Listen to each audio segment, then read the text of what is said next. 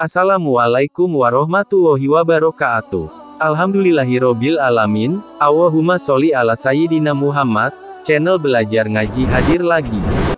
Karena pandangan Ibnu Abdul Wahhab tersebut, tak heran banyak menuai kritik dari banyak orang dan bertentangan dengan paham Ahlussunnah wal Jamaah. Karena paham Muhammad bin Abdul Wahhab dianggap bertentangan dengan mayoritas ulama, dan pengikutnya selalu membuat resah masyarakat di mana-mana. Dalam perkembangannya, masih banyak orang yang belum mengerti bagaimana ciri-ciri dari aliran Wahabi itu sendiri. Agar lebih memahami, berikut penjelasan tentang Wahabi yang lebih lengkap yang telah dirangkum merdeka.com. Mengenal Wahabi. Banyak yang berpendapat bahwa aliran Wahabi sebenarnya merupakan kelanjutan dari aliran Salaf yang berpangkal kepada pikiran-pikiran Ahmad bin Hambal yang mendasarkan hukum kepada Al-Quran dan Sunnah Rasul. Dalam bidang akidah, Abdul Wahhab banyak mempelajari pendapat-pendapat Ibnu Taimiyah yang sudah barang tentu antara Wahabi dan Ibnu Taimiyah memiliki beberapa kesamaan, di samping ada perbedaan dalam cara melaksanakan dan menafsirkan beberapa persoalan tertentu. Wahabi adalah aliran dalam Islam yang ditujukan kepada pengikut Muhammad bin Abdul Wahhab. Pemikiran Muhammad bin Abdul Wahhab bisa dibilang sejak dulu sudah kontroversial dan mengundang banyak kritikan bahkan hujatan dari banyak orang Islam itu sendiri. Beberapa pandangan Ibnu Abdul Wahhab yang kontroversial adalah mengenai kebangkitan agama melalui pemulihan Islam ke bentuk aslinya. Hanya ada satu Tuhan dan setiap orang harus menyembah satu Tuhan persis seperti yang diperintahkan dalam kitab suci secara tekstual. Setiap orang harus hidup persis seperti kaum yang awal di Madinah pada zaman Rasulullah dan siapa saja yang menghalangi pemulihan umat suci dan asli, itu harus dibinasakan. Selain itu, pada mulanya Wahhab menarik beberapa pengikut di antara sesama orang Baduinya dan dia memimpin kelompoknya hilir mudik pedesaan, menghancurkan tempat-tempat suci, karena semua itu bukanlah objek pemujaan yang pantas, dan Abdul Wahhab mendakwahkan bahwa, penghormatan terhadap apapun atau siapapun kecuali kepada Allah adalah penyembahan berhala. Selain itu, Abdul Wahhab bersama tentaranya tak segan-segan membantai mereka yang mengabaikan peringatan untuk masuk Islam, karena bagi Abdul Wahhab, Allah telah mengizinkan itu karena mereka adalah orang-orang kafir. Abdul Wahhab sendiri setelah mempelajari pikiran-pikiran Ibnu Taimiyah dalam bidang akidah tertariklah ia dan kemudian mendalaminya serta merealisasikannya dari sekedar teori sehingga menjadi suatu gerakan yang nyata. Meskipun tak jarang pengikut Salafi sendiri ada yang menolak dikaitkan dengan Wahabisme, lantaran mereka beranggapan bahwa istilah Wahabisme berkonotasi melecehkan. Ciri-ciri Wahabi. 1. Meninggalkan kunut. Ciri-ciri aliran Wahabi pertama adalah meninggalkan bacaan kunut.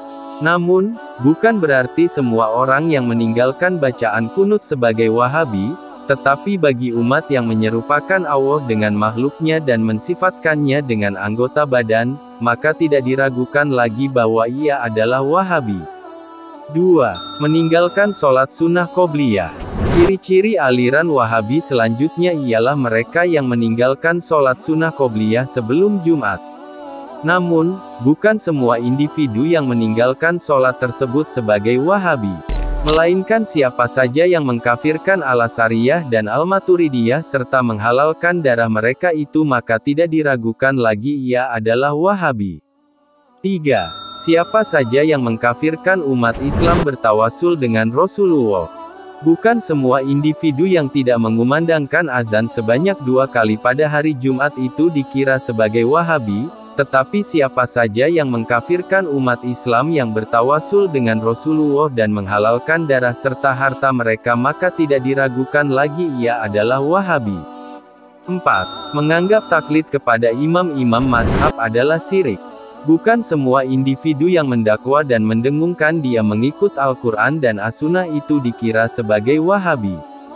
Namun, siapa saja yang mengkafirkan orang yang mengikut mazhab-mazhab yang muktabar, seperti mazhab Imam Abu Hanifah, Imam Malik, Imam Syafi'i dan Imam Hambali, menghalalkan darah mereka serta menganggap taklid kepada imam-imam mazhab itu adalah syirik, maka tidak diragukan lagi ia adalah Wahabi. 5. Siapa saja yang mengharamkan bacaan Al-Quran kepada orang yang telah meninggal. Tidak semua individu yang tidak mengamalkan membaca Al-Quran surah Yasin, Yasinan, pada malam Jumat adalah Wahabi. Namun, siapa saja yang mengharamkan bacaan Al-Quran kepada orang yang telah meninggal dunia maka tidak diragukan lagi dia adalah Wahabi. 6. Siapa saja yang mengharamkan maulid Nabi. Ciri-ciri aliran Wahabi lainnya adalah mereka yang mengharamkan majelis maulid Nabi dan mengkafirkan pelakunya maka tidak diragukan lagi ia adalah Wahabi. 7. Siapa saja yang mengharamkan ziarah. Ciri-ciri aliran Wahabi berikutnya adalah mereka melarang atau mengharamkan perjalanan dengan tujuan untuk menziarahi makam Rasulullah itu, maka tidak diragukan lagi ia adalah Wahabi. 8. Siapa saja yang mensifati Allah dengan duduk bersemayam di atas arsy, menetap, bergerak, dan berpindah-pindah.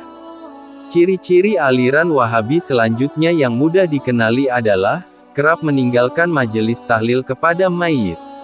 Namun, bukan berarti bahwa semua individu yang meninggalkan majelis tahlil-tahlilan kepada si mayit itu dikira sebagai Wahabi, tetapi siapa saja yang mensifati Allah dengan duduk bersemayam di atas arsy, menetap, bergerak, dan berpindah-pindah maka tidak diragukan lagi ia adalah Wahabi.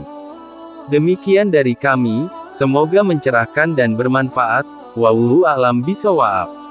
Assalamualaikum warahmatullahi wabarakatuh.